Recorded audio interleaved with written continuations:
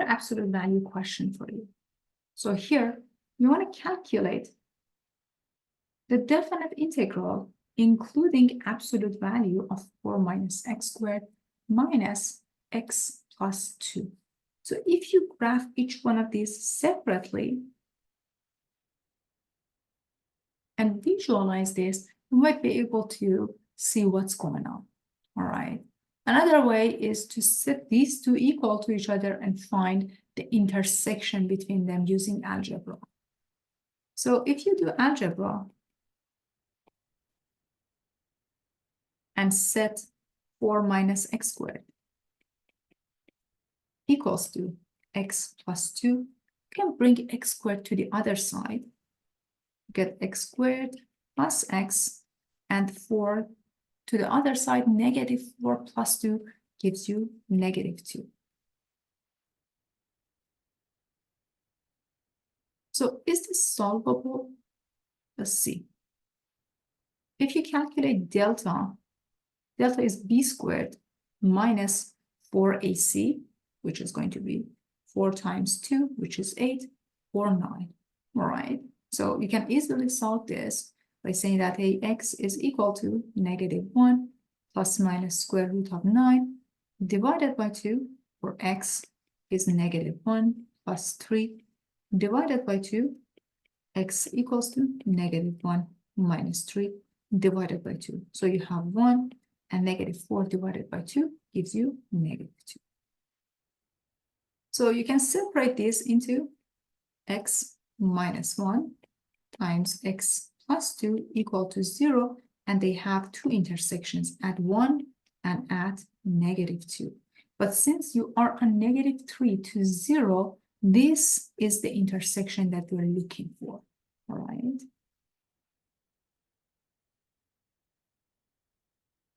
Perfect. So let us visualize this a little bit, see what's going on. Okay, first of all, you have a parabola which opens downward, and you have a line which is increasing line. And since we are between negative 3 and 0, we're not going to go further. At negative 3, so if you plug in 0, I get 4 back. If I plug in 1, I get 3 back.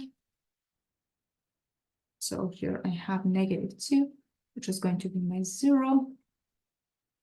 Okay, suppose the behavior of the graph is like this. I'm looking at this guy, and I don't need the rest of this graph. The parabola 4 minus x squared behaves like this.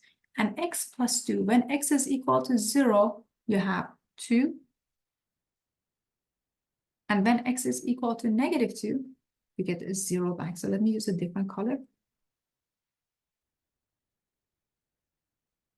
Okay. And please note that your definite integral is in between negative 3 to 0. And here you have a negative 2, which is basically the intersection between these 2 points. Okay, perfect. Here we go.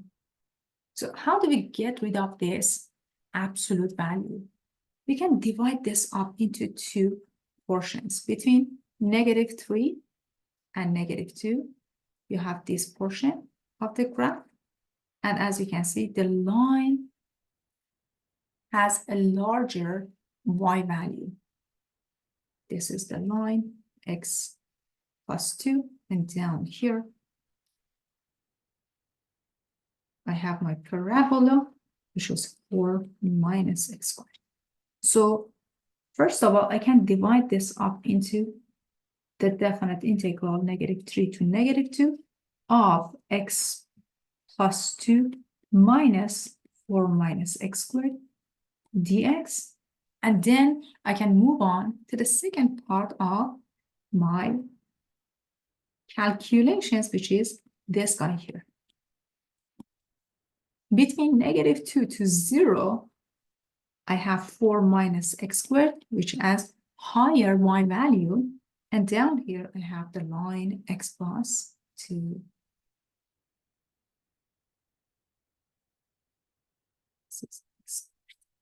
Perfect. So plus integral -2 to 0 of 4 minus x squared minus x plus 2 without any absolute value sign. So first, I found the intersection between these two graphs by setting them equal to each other, forming a quadratic equation. Solving the quadratic equation, finding delta, and x is -b plus minus square root of delta divided by 2. And x becomes 1 and -2. That's how I found this -2, the point of intersection between this line and this parabola. Why I did that? Because it helped me to recognize which y value has higher y value on what interval.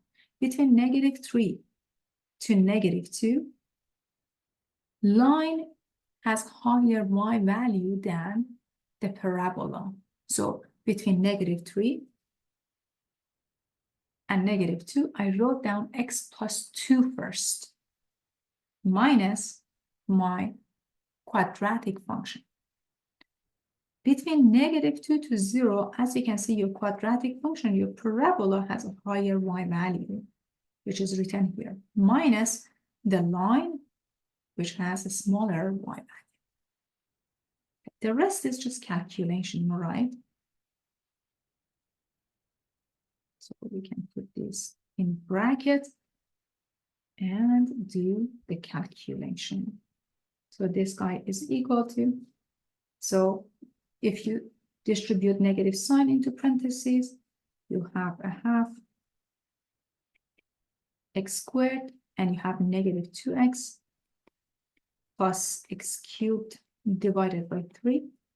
X's ranges between -3 to -2, plus the rest of the integral. So let me move this a little bit up here so I have enough space. Then you distribute negative into parentheses, combine these two, you get 2x minus x cubed divided by 3 minus x squared divided by 2, and the range is between -2 to 0. Then we need to do the calculation, all right? Perfect. So now what do we have? This is equal to, so if you plug in -2, you get 4 divided by 2 plus 4 minus 8 divided by 3. And then plug in -3 minus, you have 9 divided by 2 plus 6 minus 27 divided by 3 plus the second integral. If I plug in 0, everything disappears, am I right? So I just need to plug in -2 and then with a negative sign now. Okay. So plus 0 minus the rest of the things. If I plug in -2, I get -4.